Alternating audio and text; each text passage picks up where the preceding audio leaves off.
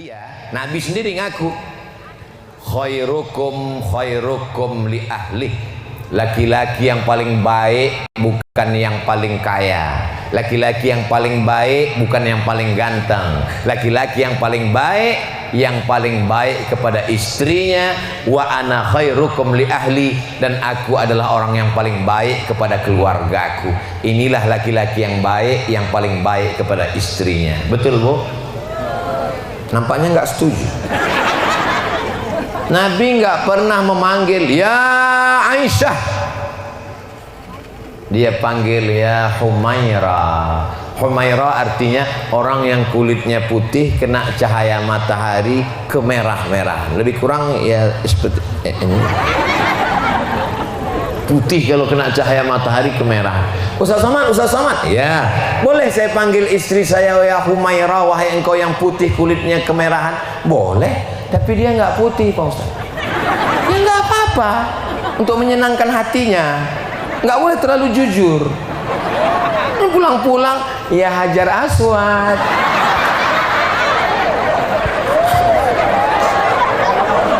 Perempuan itu memorinya selalu kuat untuk mengingat kata-kata yang lembut dan baik. Maka jangan pernah berkata kasar kepada perempuan. Betul, Ibu? Lihat Pak pengakuan mereka. Makanya kata-katanya baik. Bapak kalau mau marah, pergi ke pantai, ke laut marah. Hai laut, telanlah aku. Kalau ada di antara ibu ini yang mulutnya nggak berhenti ngomong, abang di mana, pulang jam berapa, motor mana, kuncinya mana, bensinnya mana, uang kemana? Sabar, berarti bapak masih selamat dari azab kubur. Bapak-bapak yang selalu kena pertanyaan begitu, itu nanti kalau meninggal dikubur tidak kena azab lagi. Pas mau diazab sama malaikat, kata malaikat satu lagi, yang ini jangan kita azab karena sudah terlalu azab di dunia.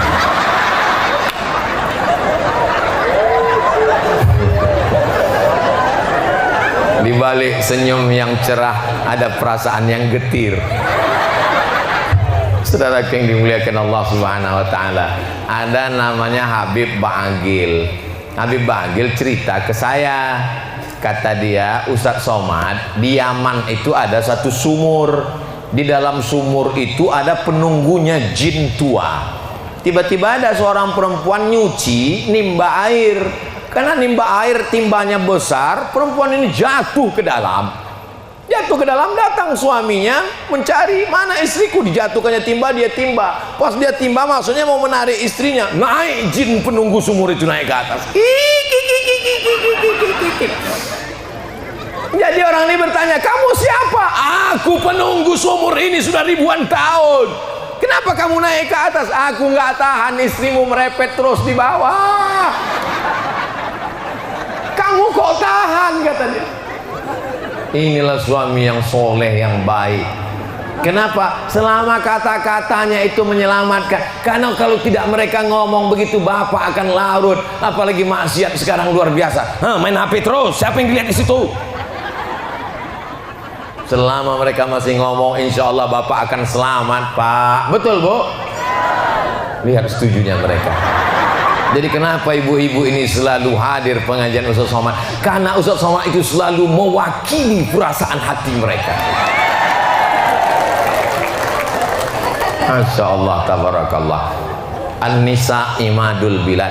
Perempuan itu tiangnya negara kesatuan Republik Indonesia. Kalau mau tenda ini tetap kokoh, maka tiangnya mesti kuat. Ibunya kuat, pakai hijab, mendidik anak-anak, mengawal keluarga. Berapa banyak laki-laki yang tidak taat, pelaku maksiat, buat dosa, taubatnya justru bukan dari lisan ustadz, tapi istri yang selalu membimbing, mendoakan, doanya tiap malam, ya Allah, bukakan pintu hati suamiku, bukakan pintu hati suamiku, bukakan pintu hatinya untuk sholat berjamaah, untuk setia, jangan sampai dia dilarikan pelakor, ya Allah. Bapak pikir mereka ini tidak sayang ke bapak? Setiap saya katakan, mudah-mudahan bapak semuanya tidak dilarikan pelakor. Nah, mereka malu mengaminkan.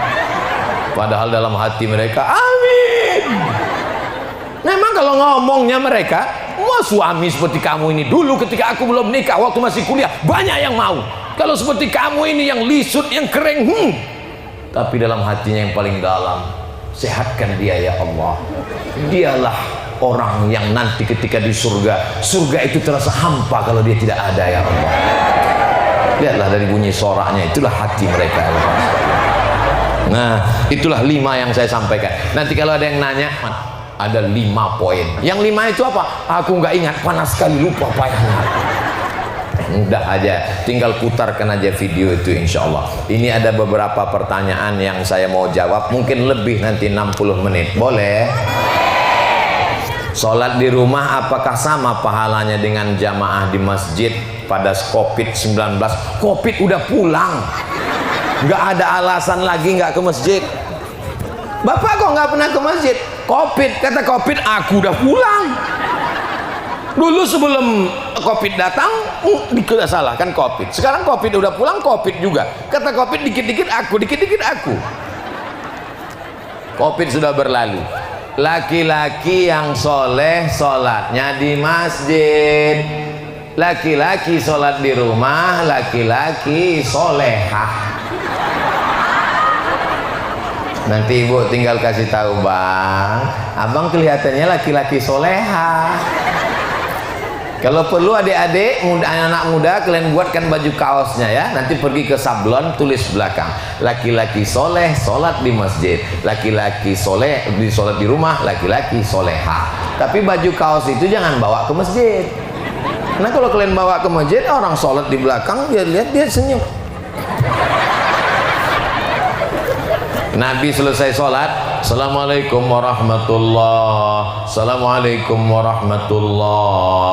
Nabi memandang ke arah jamaah bertanya, asyahidun fulan, asyahidun fulan, asyahidun fulan, mana si fulan, mana si fulan, mana si fulan. Kenapa tidak sholat berjamaah? La uharriqanna alaihim buyutahum, akan kubakar rumah mereka siapa yang tidak sholat berjamaah. Begitu tegasnya Nabi. Nabi itu orangnya lembut, orangnya senyum. Tapi kalau sudah melihat masjid kosong, tidak ada sholat berjamaah, di Donggala tidak ada masjid yang kosong, tanah lapang panas saja ramai, apalagi masjid. Lihat subuh besok.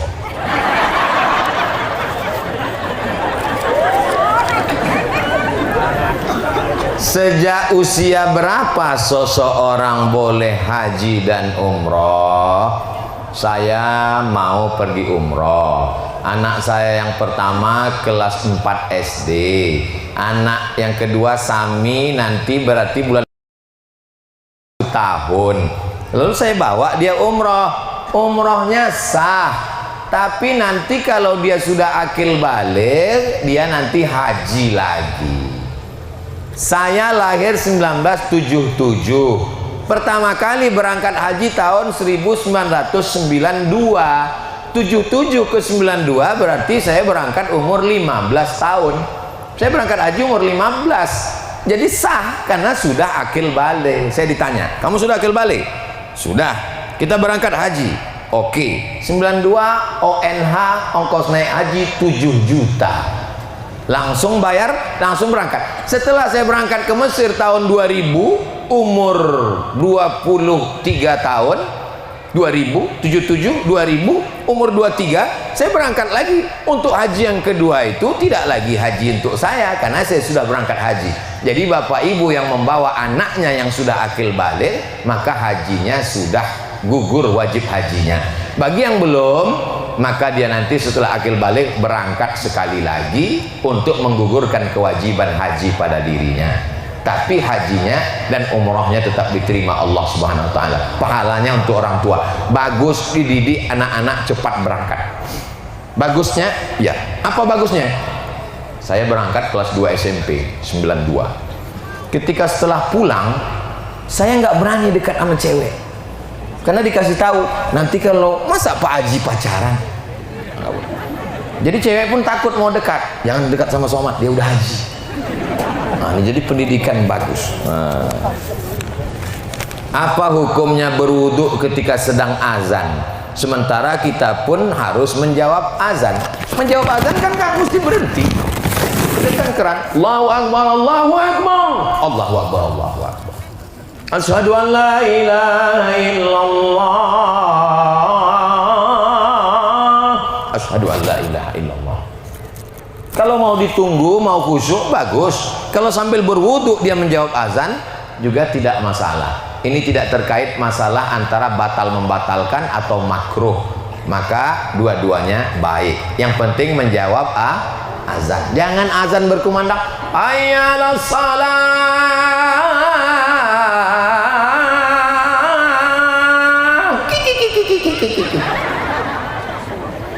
Sedangkan setan saja pun lari takut mendengarkan azan.